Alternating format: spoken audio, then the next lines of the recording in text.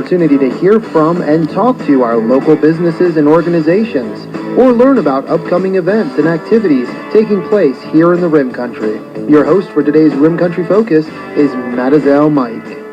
Good morning and welcome to the show. I'm Madezel Mike, and this morning's guest on the studio, I have Will Bailey with Bailey's Pellet Stove Service and Chimney Sweep. So good morning, Will. Good morning to you. You know, we've been on the air, 2 or 3 times together at least. Oh, yeah. It's nice to have you back. It's been, over a year maybe? Or over a year. Yeah, I think so too. Yeah, nice to have you back, Will. Well, good to be back. Yeah, so you're with the Bailey's Chimney Sweep and Pellet Stove Service. How long have you been in business?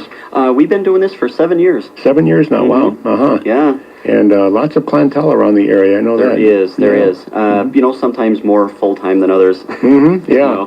Well, you're just now getting your busy season. So, Yeah. Well, we were, this was the first year that we were able to work every day of the summer.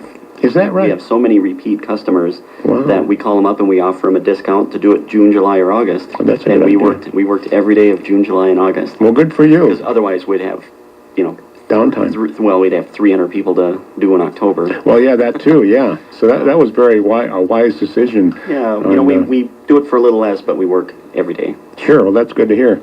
So you've got the chimney sweep thing, and then you've got the pellet stove service. Mm-hmm. And let's just start with the basics here. What is pellet stove service exactly? Okay. Well, your pellet stove, it burns pellets, generates heat, and it's pretty cheap heat. Yeah, and describe how they work for people that don't have any idea what a pellet stove is. What it has is a hopper that you pour the pellets into out of a 40-pound bag, and then by means of an auger or a chute of some kind, they all do the same thing, but they do it differently. Yeah.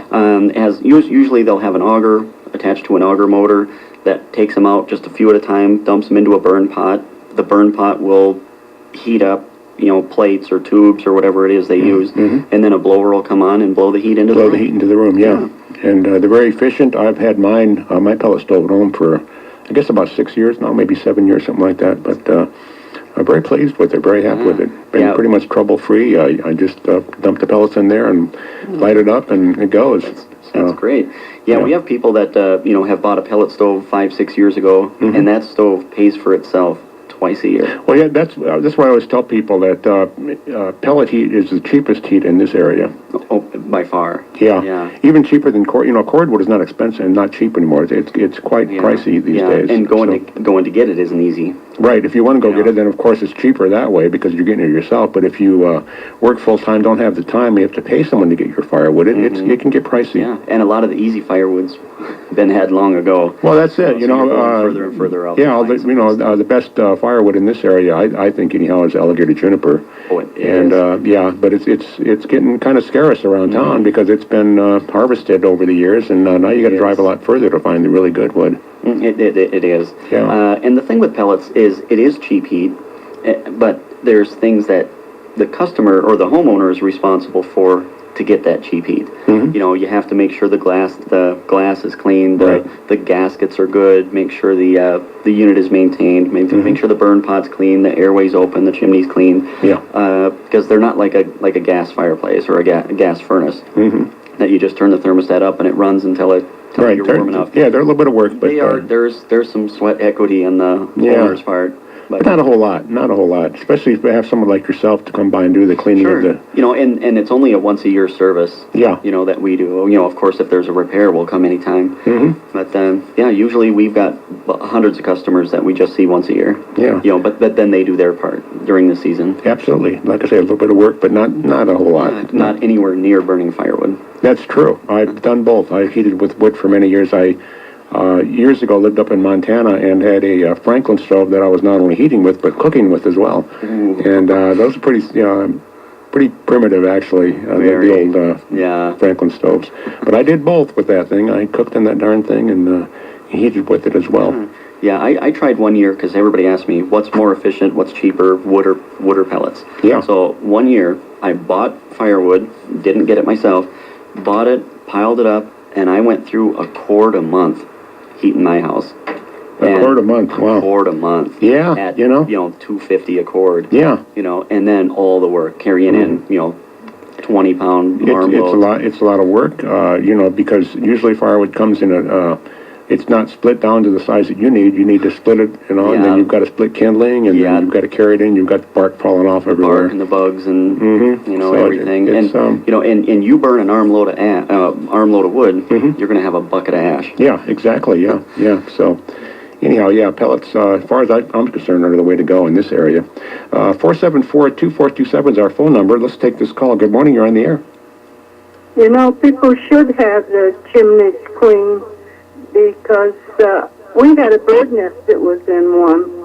So it pays to have it looked at. Absolutely. Yeah. Okay, thank you. Thank you for Bye. calling. Thank you for calling.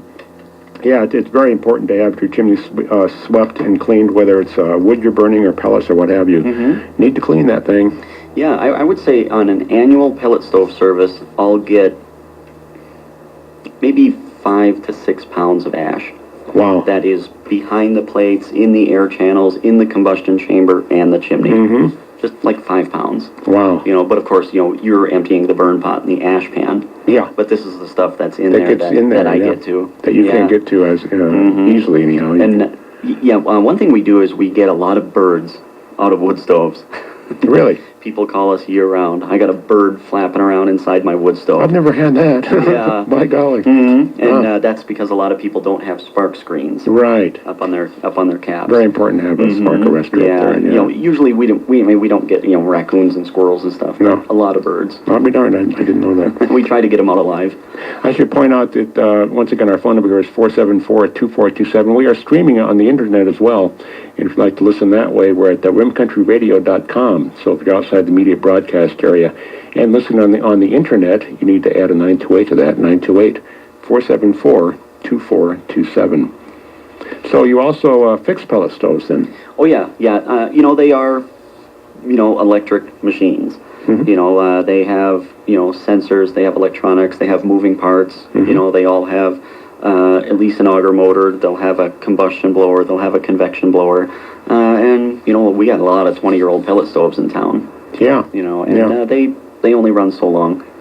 Yeah, this technology has been around for how long?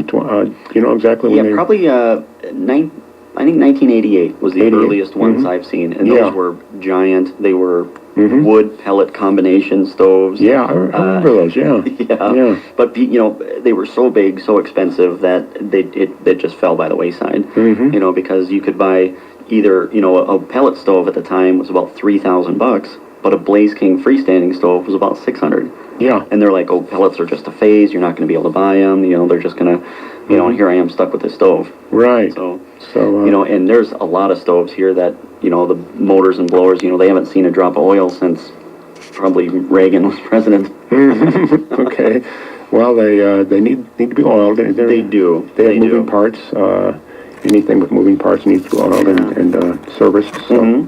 Yep. And then, over time, the convection blower, the blower that puts the air into the room, will get covered with household dust, pet hair, things like that. So a lot of times, taking that blower out, cleaning the blades, air compressing it out, oiling it, you're going to get way more heat, way more air, and it's just included in the service. Great. Yeah. Once again, our phone number here is 474-2427. And so again, what can the customers do to maintain their own stoves? The things that the homeowners would do is keep the glass clean, check the gaskets, because anything on a pellet stove is operated under negative pressure. So the gaskets have to be good. Yeah. And it won't work as Is well. that the most common problem with pellet stoves is the gasket fails? Probably the most common problem I have is lack of owner maintenance. They don't clean the burn pot. They let the burn pot fill up. They let it get all crusty and creosoted up, and then it relies on airflow. So without the airflow, the pellets pile up. The glass turns black. I know on mine, the burn chamber, the little box has little holes all the way around Those it. holes have to be absolutely clean. Yeah, so it can breathe. And then there's an ash pan, and I get a lot of calls. The stove ain't working, and I look, and the ash pan's open. So that breaks the vacuum. And you got to have that vacuum in order for it to work. Yeah. And then there's a lot of air channels in the back. That the unit has to be taken apart to access them. So, and have a really good vacuum. Really good vacuum, yeah. Now, people listening this morning might think, wow, that sounds too complicated, but it really isn't. It's pretty basic. No. I mean, if like our house, we'll heat our place instead of a quart of wood a month.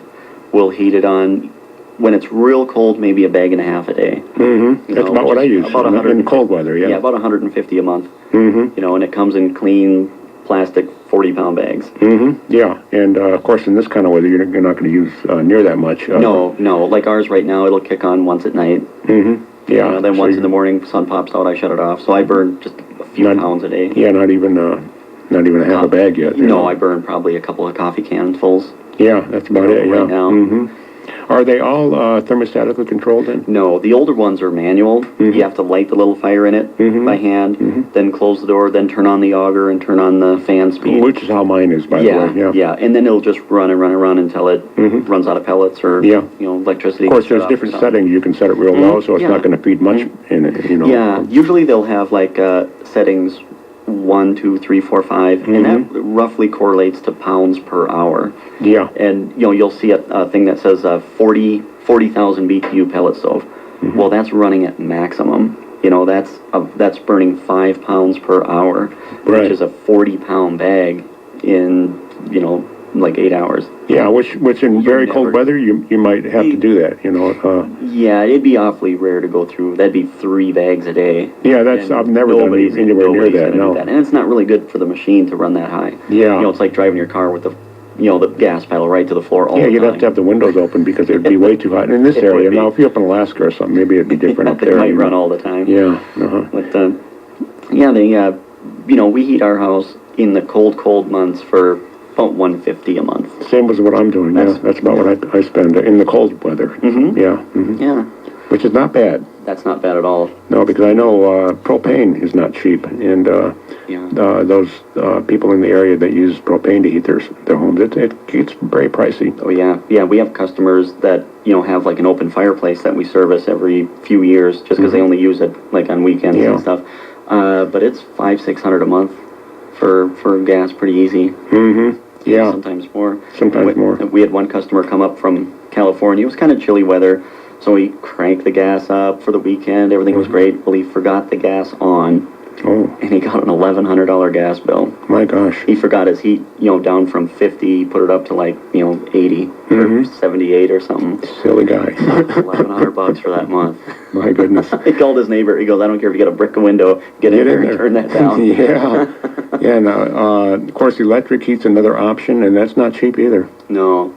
At least with pellets, you buy the pellets outright, you take them home, there's no bill in the mail that you're going to be afraid to open. Well, that's the thing, yeah. I find a lot of people will buy a pallet of pellets and save a little bit of money that way, but I don't do that. I buy 6 or 8 bags at a time. I do too, yeah. And you're not really going to save a whole lot by buying a pallet. You don't. And there's a pallet fee of $15. So there you go. Any possible savings in buying a pallet full, they'll get you with the pallet. Yeah, so the only reason really to buy a pallet is just for convenience. And we have people with 2 or 3 ton of pellets in their garage, or up on their porch or something. But pellets, you want to make sure they're kept dry. That's key. That's the key thing right there. They're like little wooden sponges. And they soak up everything.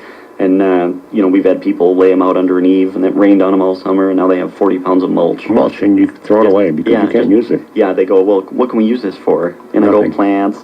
Just put it around your trees or something. Yeah, that's about it, yeah. But don't put it in your stove. No, don't put it in your stove. Now, as far as brands of pellets, the brand that we have most commonly around here is comes from an outfit up in the White Mountains. Yeah, the HDX Home Depot stuff. Yeah, that's the Home Depot brand. The Home Depot brand. People always ask me constantly, what are the best pellets? Pellets are a natural product. They're not like propane or gas or anything like that. They occur in nature. And those pellets are made out of whatever that machine grabs. Right. It's going to grab brush, it's going to grab bark, it's going to grab dirt, it's going to grab everything. Yeah. It gets mulched up, it gets put into the machine, and they make pellets out of it. Yeah. Sometimes they get into better stuff, sometimes not so good stuff. So sometimes you'll get stuff that doesn't burn very good, it's smoky, it's ashy, it's not that good, a lot of debris left over, and sometimes you'll get some that, they just burn fantastically. But not to an extreme. Not an extreme. Yeah, they're all usable. They all have to meet certain quality controls before they leave the factory. Yeah. You know, they have to be a certain moisture content, they have to be a certain diameter, they have to be a certain Length. length. You don't want them over long. No. You know, a certain specific gravity, a certain hardness of them. You know, so you're not going to get them that's just completely garbage. Yeah. You know, they're all going to be usable. Some a little better. Well, you being in the business, you probably noticed the differences in the loads of pellets, even from the same manufacturer. They differ, like you say. They all differ. But I myself, just being a consumer, I don't really notice the difference that much. Yeah. I really don't. Yeah, we get a lot of calls that you know, people their burn pots are filling up. You know, there's a lot of ash. What are they doing wrong? Yeah. Nothing. Nothing. It's the pellets. Yeah, it's the pellets. A lot of the older stoves, and I think your Cozy stove has a adjustable airflow on the left-hand side. Right. That is to regulate the amount of air that comes through the burn pot. So if you do get those pellets that don't burn as good and they're kind of piling up, you can either turn the auger down to slow it down or open up the airflow. You know, give it a little boost. Yeah, exactly. And it's exactly what I do. Once you get it set, though, you want to leave it there. You don't want to be messing with it all the time. Yeah, kind of find its little happy spot and Leave it. Let it do its there. work. Once again, we're taking calls this morning at 474-2427. We'd like to hear from you. Hi, this is Alana Wallace from Holiday Cruises and Tours.